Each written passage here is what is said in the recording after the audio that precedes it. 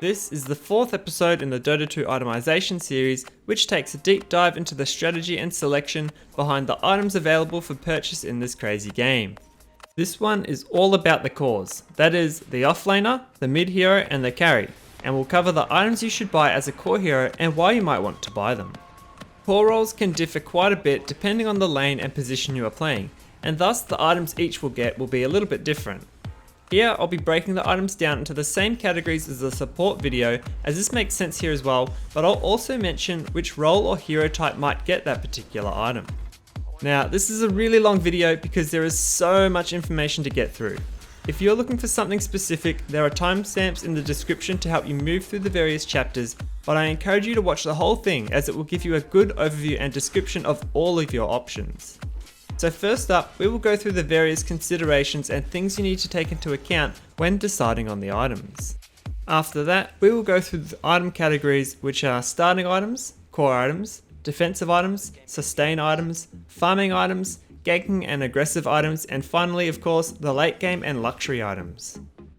Alright, so let's go through some considerations and things you should think about when deciding what items to buy. This is going to sound quite familiar as it is pretty much the same as I mentioned in the last video, but still important to know and understand, so I'm going to talk about it again. Alright, so the first thing you need to consider is your role in the game.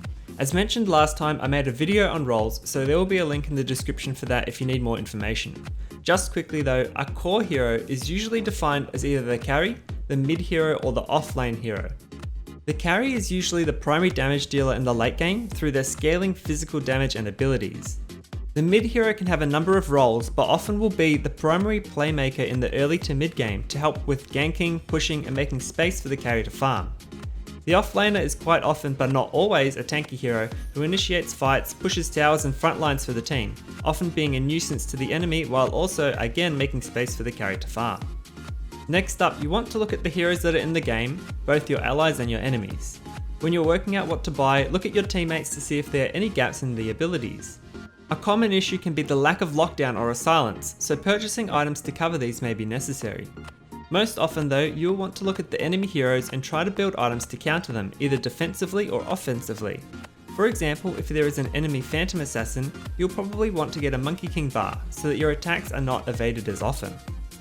Now thirdly, you'll need to consider the items your teammates and your enemies are building. Again, having two of the same aura or two mechanisms or even Guardian Greaves on the same team is quite useless as they don't stack. As a core, most often you'll have items that work really well on your hero which are part of your core items, but you also need to consider the items that the enemies are building. Similar to the last example in evading attacks, you might want to build a Monkey King bar if the enemy is building a butterfly so that they are less likely to dodge your attacks. The last thing to consider here is the game strategy, and this one sort of links into the other things you analysed, especially the hero selections. If you look at the hero selections, as long as you understand each hero, you can work out which team is stronger in certain aspects. Perhaps your team is a split pushing lineup, but not so good at teamfight, so you might want to buy items that help you get in, do some fast damage and get out quickly, such as Boots of Travel or Desolator. There are other strategies too, such as ganking or teamfighting, so you need to consider this in your item selections. Cool, so now we will briefly talk about the starting items, as this was already covered in the second video of the series, and if you need to go back to that one, there is a link in the description. So for starting items as a core hero, usually you'll want to get items that assist with your survivability and your last hitting, but also sometimes aggressive items can be helpful as well depending on your hero.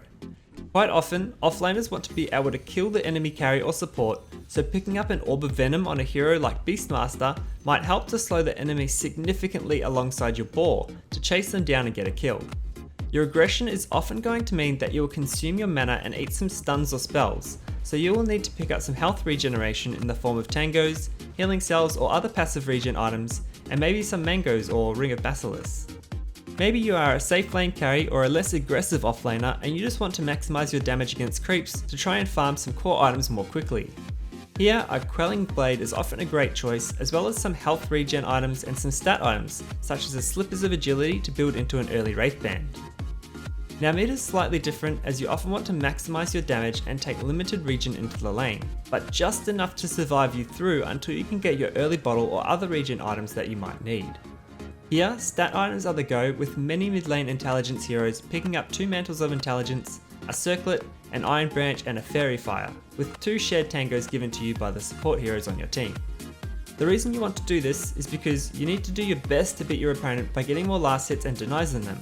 You could also kill them off, but winning the farm battle is also important, and so increasing your damage and stats early will help secure an early advantage, which you can then snowball by destroying the mid hero and then destroying the other lanes as well with your golden XP advantage.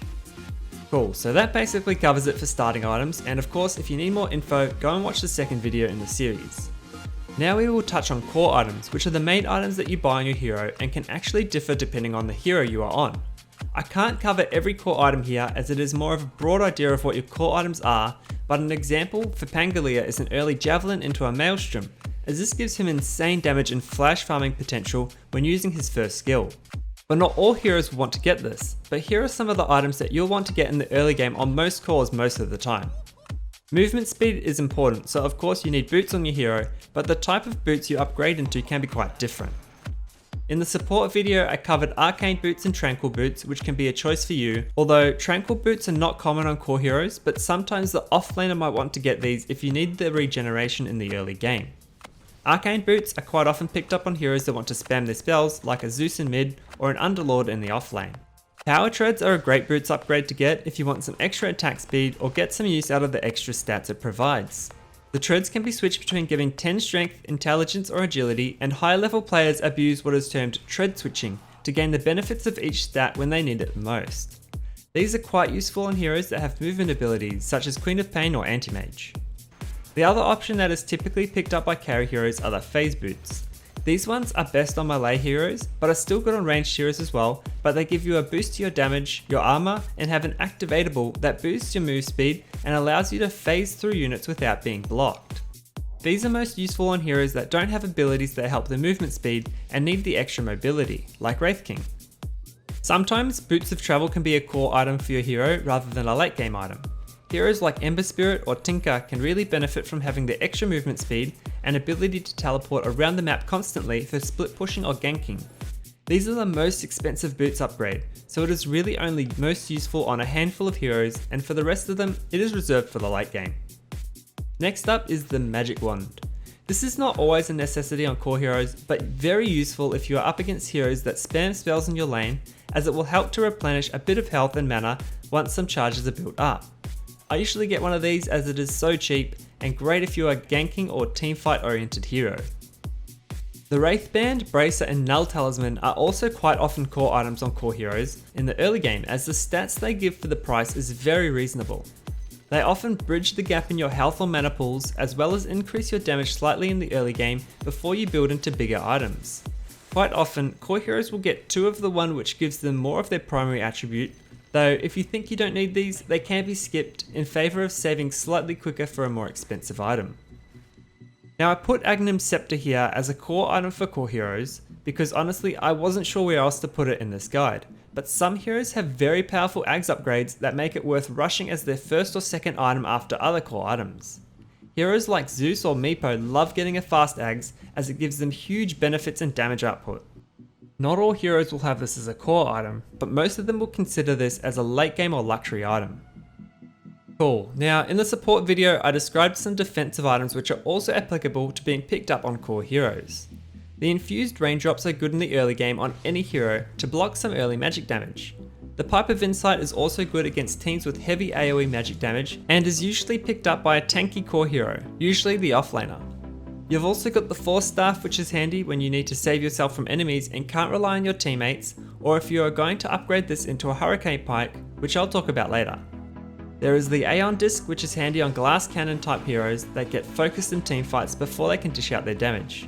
And there is also the 8th Lens, which is great for magic and intelligence based core heroes to increase their cast and ability ranges. Now, if you are a quick paced hero but are vulnerable if silenced or otherwise disabled, then you can buy a Yule Scepter to purge it off yourself. This is great on fast paced heroes as it increases your movement speed, but can really benefit heroes like Queen of Pain, Puck or Ember Spirit to help yourself avoid getting picked off while silenced. Apart from the movement speed increase and the purge, this item gives very good mana regen, some intelligence and the active ability which can be cast on yourself to cyclone your hero and apply a basic dispel, or cyclone an enemy to hold them in place for 2.5 seconds. Also, while cycloned, you can't take any damage, though it can be useful to use against the Juggernaut ultimate to avoid the attacks. Alright, so if your enemy has an ability that they cast on you all the time and it's ruining your day, then maybe a Lincoln Sphere is the way to go. This item blocks most targeted spells once every 12 seconds and is amazing against abilities like Doom's Doom. The downside is that it is quite expensive and can easily be countered by some team coordination or some cheap targetable items like a Yule's or Heaven's Halberd to take the block shield off and then leave you vulnerable to other spells. It is still a great item on heroes like a Weaver or Ember Spirit who are quite mobile heroes and can usually react quick enough to dodge any other spells that might come their way after the initial spell block has been used. Aside from the spell block though, it gives you a decent boost to all of your stats and some nice health and mana regen. Another item for when you seem to get focused, Blade Mail returns 100% of the damage dealt to you back to the enemies who dealt it. The item also gives you some reasonable damage, armor and intelligence increases, but the main reason to get this is for the activatable to return the damage. This item works best on tanky heroes on the front line who seem to cop a lot of the spells and damage, but can also work really well on heroes that force the enemy to attack you, like Legion Commander's ultimate. This can also be a counter to heroes like Enchantress or Outward Devourer who deal insane damage in a short period of time with their pure damage attacks, and especially if they have bought a Hurricane Pike and have sent a heap of attacks your way that haven't hit quite yet. The Lotus Orb is a good pickup to counter enemies that have lots of targetable abilities, as it allows you to place a spell shield on a friendly hero that will recast the ability back to the enemy. You will still feel the effect and damage from the spell, but so will the enemy, so it can buy you some time for your frontliner or initiator to attack towers or initiate while the enemies hold on to their spells. Aside from this, it grants a good boost to your armor, mana pool and some reasonable health and mana regen. This item isn't usually picked up by the mid or carry heroes, as it is more of a support item that the offlaner would get. If the enemy has quite a lot of damage dealt through physical attacks, a Crimson Guard can be quite effective to reduce the damage done for 12 seconds. This item gives a boost to your health, armor, health regen, and some minor stats, but can be activated to place a damage block effect on all nearby allies and buildings, which blocks 60 damage from every incoming attack. Again, not usually an item picked up by the carry or mid hero, as it is typically the offlaner's job to buy tanky support type items like this when needed. This arm is a super annoying status effect which stops you from attacking, and the Heaven's Halberd is an item which grants you an activatable ability to disarm an enemy for a short period of time. This is a pretty strong item which gives you some evasion, decent strength boost, as well as some status resistance and amplification to your health regen and lifesteal.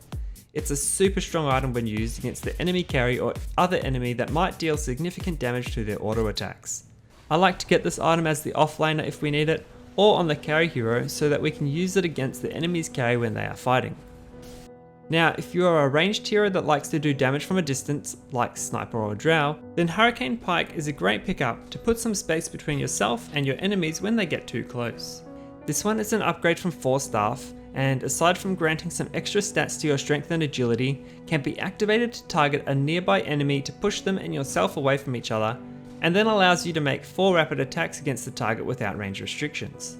This is a really good defensive item for ranged carry heroes and is almost exclusively picked up by them. Alright, so Manta Style isn't just a defensive item, as it could also be considered a farming item or offensive item, but I've put it here because a really good reason for picking this item up is to dodge projectile stuns, damage ticks or dispel silence. This item is mostly picked up on agility carry heroes as it benefits them the most, giving a nice boost to your stats, attack speed and movement speed.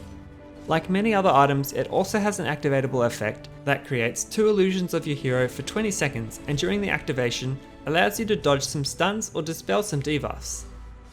This is also a good item to use to push out waves while you farm more carefully elsewhere, or to deal extra damage in a fight. Danger in Yasha is another one of those half defensive, half aggressive items, as it gives you a boost to your strength, status resistance and amplifications to your healing, while also boosting your agility, movement speed and attack speed. I find this item can be quite good if you need to increase your pace on the map, but also need the extra survivability. The issue with this item though is it just seems underwhelming sometimes, and there can be other items that you could pick up instead that have more impact. The Assault Cuirass is a great defensive-offensive hybrid item which is most often picked up on tanky carry heroes or offlaners after some other core items. This item affects every nearby hero and building by granting additional attack speed and armor to allies while reducing enemy hero and building armor at the same time. Picking this up can swing fights in your favour and can turn those one fights into some quick tower destruction due to the minus armor effect. The main issue with this item is that it doesn't give you any real boost to your health, so it won't help at all against magic damage, so just keep this in mind if the enemy is heavy on the magic side. Alright, so hopefully I haven't gone through the items too quickly so far, but always feel free to pause and rewatch things if you need to. Now we are going to move on to the sustain items, which are all good items to look at to help you regen health and mana between fights, and to allow you to keep the pressure up on the enemy while pushing instead of retreating to your base to heal up. In the previous video, I mentioned the Urn of Shadows, which is useful while ganking and gains charges when nearby enemies are killed, which can be used to heal yourself or allies a small amount over time or deal similar damage to an enemy over time. I also mentioned the mechanism, which might be picked up by your support hero, but can also be rushed by one of the cores in a push type lineup, and is especially useful if you will upgrade it into the Guardian Greaves. The mechanism can be activated to heal all nearby units, while the Guardian Greaves do as well, but also replenishes mana, and has some defensive effects when allies fall low on health. The Vladimir's Offering is another aura item which grants lifesteal to all nearby allies, as well as some minor mana regeneration and armor, and is often picked up by the offlaner. If you're a heavy caster hero and deal a lot of damage with your spells, then the Octarine Core could be a good item for you to pick up. It is the only item apart from neutral items which grants you lifesteal on the spells you cast. This is a very expensive item though, so aside from the spell lifesteal, it also grants you quite significant boosts to your health and mana pools, as well as reducing the cooldowns of all your abilities and items by 25%, which is amazing for heroes that like to spam their spells over and over. This is more of a late game item though, and not usually picked up in the early to mid game. One of the most powerful items in the game, if you can really get it early and not die after you have it, is the Bloodstone. This item can truly make spellcasters a heavy threat, as it gains charges for each nearby kill, and for each charge it has, it grants you 0.2 mana regen and 0.35% spell amplification. On top of this, it also gives you significant increases to your health and mana pools, base spell amplification and mana regen amplification, which can truly make heroes like Storm Spirit insane with many charges built up. Be wary though, because for every time you die, you lose 3 charges, which can make this item turn from being a snowball into more of an avalanche, with you getting crushed under the weight of an expensive but useless item if you have only a few charges. If you are at risk of death, the Bloodstone can be activated to convert 30% of your max mana to health regen over 2 seconds. However, it has an enormous cooldown, so be sure to only use it when you are at risk of death. If you want to tank up, then the Heart of Tarask is one of the best items to do so with. It gives an insane amount of strength and health to your hero, amplifies your health regen by 50%, and also gives you a passive 10 health regen per second. Not only this, but if you haven't taken any recent damage from an enemy hero or Roshan, then it heals you up 5% of your max health per second. I really like this item as it can help you disengage from fights, only to re-engage the enemy shortly after, and turn the tides of a fight. Probably the most insane lifesteal item in the game is the Satanic. This item is picked up exclusively by carry heroes that deal heavy physical damage, and often isn't purchased until quite late in the game. It is a great item as it gives you some tank ability, damage, status resistance and lifesteal, however can be activated, which increases the lifesteal percentage up to 200% for 5 seconds, which can take an almost dead hero to a fully healed hero in those 5 seconds. When you use it though, you want to be sure that you can get your damage in, so often you'll need to be careful to time it so that you aren't going to be chain stunned for its full duration. If you are a core hero and will be farming for quite some time, it might be worth picking up a farming item to help you accelerate your farm to get your items quicker. Most of these items increase your attack speed or damage in some way as well, so they can be somewhat useful for your damage output in fights. The first one to look at is the Hand of Midas. This one is quite good as it boosts your attack speed by 40, which is quite reasonable, and also has an activatable ability which allows you to kill a creep for 160 gold and 1.85 times experience once every 90 seconds. Using this on the biggest jungle creep you can find is usually your best bet, as it will give you the most experience. The next one I have put here is the Mask of Madness, but it could also be considered as an aggressive item or sustain item. I've put it in the farming category though because it is often picked up to increase your farming speed when killing creeps, as it has an activatable ability that grants you a huge boost to your attack speed and movement speed, but reduces your armor and silences you for 6 seconds. The attack speed and movement speed allow you to rip through jungle camps quickly, but the downside is that while you are dealing more physical damage, you will also take more physical damage. This is offset by the lifesteal element of the mask, which makes it quite useful to sustain yourself while farming jungle creeps. As I said, it can also be used aggressively, and heroes like Faceless Void might get it as an early item to use in their Chronosphere to increase the damage. Battle Fury is a common pickup for heroes that want to farm creeps and push waves out for a substantial part of the game. This item only works on melee heroes. I mean, look at it, it is an axe, but the Battle Fury cleaves nearby enemies on each attack, allowing you to take creep waves down much faster than usual when they are clumped together. The extra health and mana regeneration is also quite nice and helps to sustain you as you farm, while the damage is also great when you do eventually fight enemies. Alright, now this glowing sword they call Radiance is an interesting item and one that I find to be quite expensive, but amazing if it can be purchased quickly. This item gives your hero a nice damage boost and has an aura that causes nearby enemies to miss a percentage of their attacks, but the main reason this item is useful early is to increase your farm speed from the AoE burn, which is quite useful in teamfights as well. If you've not got an early advantage or high farm, then this item can feel underwhelming and is probably worth changing your build to something else. Usually a relatively tanky core hero in the safe lane would pick this up to increase their farm, but it can sometimes also be picked up by tanky offlane heroes to increase their farm but also deal some decent AoE damage in fights. The last farming item here is the Maelstrom, and while it could also be categorized as an aggressive item because it deals quite reasonable damage in fights, I think it is more of a farming item until it is upgraded into the Mjolnir. The Maelstrom can be thought of like a baby Thor's hammer, as it gives you a chance to release a chain lightning that bounces to nearby enemy units, dealing a minor amount of magic damage to them.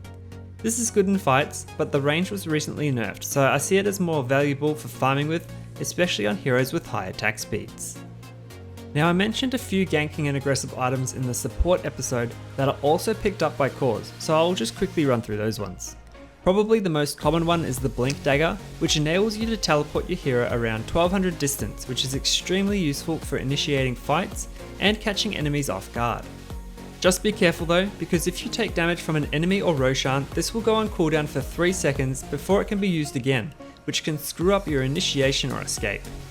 There is also the Medallion of Courage into Solar Crest, which can be used aggressively to lower your enemy's armor, movement speed and attack speed, or defensively to raise your allies' armor, move speed and attack speed. If you need some catch, the Rod of Atos can also be a good one, as it roots the enemy in place for a couple of seconds at long range, which can be enough to catch them with other abilities to finish them off. Finally, there is the Veil of Discord, which is a handy pickup early to amplify your magic damage and make you more threatening, especially with AoE abilities like with Necrophos or Sand King. Okay, so now we will go through items not covered in the support video, like this one, the Drum of Endurance. This is an early to mid game item pickup that helps you accelerate the pace of the game, which provides an attack speed aura for allies and an activatable ability that further boosts allies' attack speed, as well as the movement speed for 6 seconds. This is sometimes picked up on the carry or offlane heroes that want to be active and participate in running and catching the enemy early to get an advantage. It contains only 6 charges when purchased and can be depleted once all of the charges are used, although if you want you can buy the recipe again to refresh the charges if you need. The Spirit Vessel is a key item to purchase when you are going up against heroes that have huge health regen or lifesteal, as the charges can be used to reduce healing considerably and deal some damage to them while you try to burst them down. The charges are gained when nearby enemies are killed, however only 1 charge will be given per death, so having more than one of these per team is a waste. Combining this item with constant lockdown will ensure the enemy can't heal themselves back up faster than you can kill them off. The offlaner is often the hero that will pick up this item. The Armlet of Modigian, I don't know if that's right, Modigian? Anyway, the Armlet is a really powerful item for its price, and I'm surprised I don't see it more often. However, the power it gives you will cost you 54 health per second to use it. This is best picked up on strength carry heroes who want to dominate early fights, or when they have lost the lane and need to change their build to an item that is cheaper than their original plan.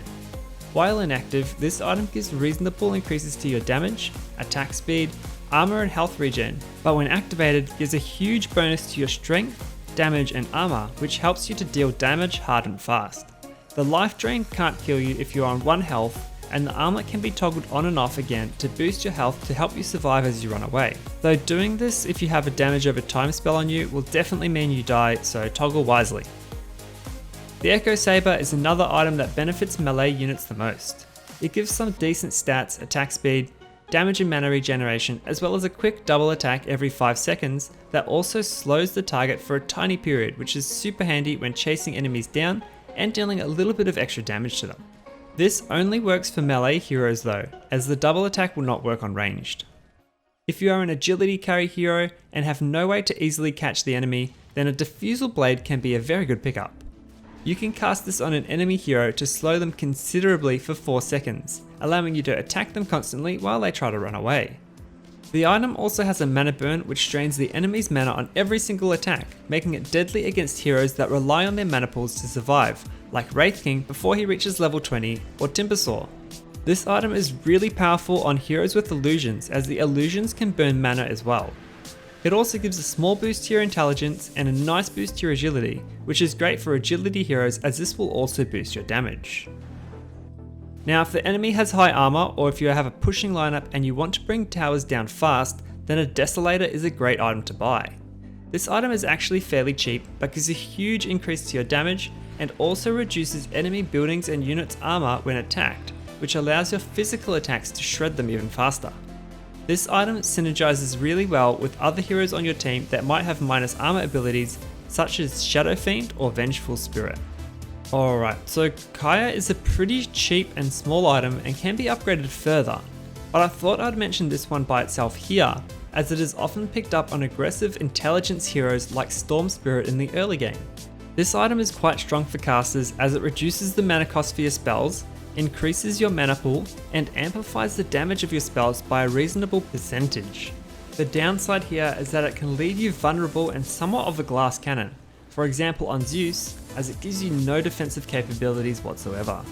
Probably one of the best pub stomp items in the game, the Shadow Blade gives you the ability to turn yourself invisible and increase your movement speed for 14 seconds. It can be used both defensively or aggressively, as you can activate it before you try to pick off an enemy or use it to try and escape a gank. Be careful though, as any prepared enemy will be carrying dust or a sentry to reveal your position while invisible, so be careful where you tread when you activate this. Aside from the great invisible action going on, this item also increases your damage and attack speed. Next up is the Silver Edge, which is an upgraded version of the Shadow Blade with more damage, decent increases to all of your stats, but most importantly has a special ability when you attack an enemy, breaking the invisibility. On attacking the enemy out of invisibility, you gain bonus damage and for 4 seconds disable their passive abilities and reduce their health regen by 50%. This item can counter heroes like Bristleback, Timbersaw and other heroes who rely on their powerful passive abilities to help them survive. Without those passives, you can burst these heroes down, so this item can be very useful in those situations. On pushing lineups, a Helm of the Dominator can be a really strong item that can assist with the push. This item has some pretty good stat bonuses and a nice aura that boosts nearby hero and player units damage by 20% and health regen by 5. It also has an activatable ability that gives you the power to take over a creep, including lane creeps, neutrals and enemy summons that can help with pushing creep waves and towers. Keep in mind that you can only control one unit at a time, but this item can still be really strong with heroes that have other summoned units such as Beastmaster or Chen. Again, for pushing lineups, the Necronomicon can be another strong item that can assist with a push, as it can be activated to summon a warrior and an archer to fight at your side for 60 seconds. This item has some really good stats and mana regen, as well as providing you with the 2 summons that can actually be really strong when picked up early. This is usually picked up by offlane heroes that like to push, again like Beastmaster, and they also benefit from the aura that Helm of the Dominator provides, so picking up these 2 items together can be really good. The Necro Book can also be upgraded up to 3 times by purchasing the recipe again, thus increasing the stats provided to you and the summons. The Ethereal Blade can be used both aggressively or defensively, but what I find interesting about this item is that one of the components, the Ghost Scepter, is a purely defensive item. When combined with an Eagle Song, you get the E-Blade, which gives some decent stats, including a huge boost to agility, but also allows you to blast an enemy, which deals damage based on your primary attribute and also causes them to take 40% more magic damage while disarming them and preventing them from taking physical damage. It can also be cast on yourself or allies to prevent them from attacking, but also preventing them from taking physical damage. Heroes like Morphling love to pick this up, as it gives them a super high damage nuke and is also often called the shotgun when he picks it up. I mentioned the Monkey King bar or MKB earlier as an example for countering heroes or items that might provide evasion, and that's because this item gives a high percentage chance to pierce through evasion and deal an extra 100 magic damage. The damage output from this item is also insane on heroes with high attack speed, like the ultimate of Windranger or even the swashbuckle skill of Pangolier. But for most other heroes, it gets picked up to counter evasion or to balance a portion of magic damage with their high physical damage, and can work well against heroes with high armor, as the armor will not reduce the magic damage portion so much. The Crystallis is a good way to increase your damage and is actually pretty cheap too. It boosts your damage moderately while also granting a 30% chance to crit for 160% damage. Heroes with high attack speeds, high base damage, and lifesteal make the most of this item, but it can also be picked up on heroes like Kunkka, who have a huge cleave radius and giving a chance to crit enemies behind creep waves or heroes. The downside to this item is that it can leave you somewhat of a glass cannon, as it offers nothing to benefit your survivability. If you are looking for an aggressive item that can be used to prevent the enemy from casting spells and disabling you while you pick them off, then grab the Orchid Malevolence. This is a really strong item on intelligence mid heroes, as it helps them to go off in solo kill supports and even weak cores before they have any items. The ability can be cast on an enemy to silence them for 5 seconds, and at the end of the 5 seconds they take an additional 30% of the damage received as magic damage as a nuke.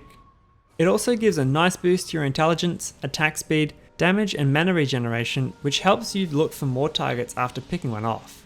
It can also be useful in a fight to help burst someone down or stop a channeling spell. One of the best items for melee carry heroes who need the extra lockdown when on top of an enemy is the Skull Basher. This item contains a passive that can bash the enemy, stunning them for 1.5 seconds on a 2.3 second cooldown, meaning that you can lock them down for almost eternity while you wail on them until they're dead. And if that's not enough, it gives you a small boost to your damage and strength as well, which is really nice for your survivability. I really love this item on melee carries like Ursa or Lifestealer, but keep in mind that it doesn't work on Spirit Breaker, Faceless Void and Slider, as they already have bashes as a passive ability. Alright, so that is pretty much the aggressive options covered, and yes, there were a lot of them, but that's mostly because the core role involves dealing damage and killing off the enemy. If you've already got a few of the items and it's getting later in the game, or you have heaps of gold, then you might want to consider some of these late game luxury items. The first one here is the Abyssal Blade, which is nice as it is a direct upgrade to the last item we discussed, the Skull Basher. The Abyssal Blade is very expensive, and uses a Skull Basher, a Vanguard and a recipe component to combine the pieces together to give you some extra survivability through health, strength and health regeneration. Of course, this item still contains a chance for you to bash the enemy on attack, and also grants a damage block to make you even tankier, but the best thing about this item is the active. You can cast the Abyssal Blade on an enemy to blink a short distance onto them, immediately stunning them for 2 seconds, even through magic immunity. It is super strong to help get the jump on an enemy and lock them down while you kill them off. Now maybe earlier in the game you got an Orchid to silence the enemy, but you wanted to look to upgrade it. Well, you can buy the Bloodthorn. This item still allows you to silence the enemy, but upgrades the silence to include True Strike, meaning that all attacks will hit, as well as a 100% chance to crit for 130% damage on every single attack. Using this will really help you to burst the target down super fast, and can be great on heroes with evasion, as your attacks can't miss. In addition to the effects of the Orchid, it also boosts your attack speed a lot thanks to the Hyper Stone that is used to build it. So you've got a Crystallis and it's working nice, but now you want something a bit more deadly. The Daedalus is an upgrade to the Crystallis and gives you even more damage and a 225% crit this time, which is a huge upgrade, but it is expensive to buy and again offers nothing in the way of defensive capability. It is great on heroes that are really hard to kill or are well positioned and defended by the team that makes it difficult for the enemy to get on top of them. Another upgraded item, the Mjolnir, is now finally the real hammer that Thor uses in all of those awesome Marvel movies. This one is an upgrade from the Maelstrom and still provides the chance to release a chain lightning on attack, but it also increases your attack speed quite considerably, so that more lightning. Anyway, aside from that, you've also got an activatable ability that allows you to put a static shield on an ally for 15 seconds that has a chance to also release a lightning bolt that damages nearby enemies when the hero with the shield is attacked.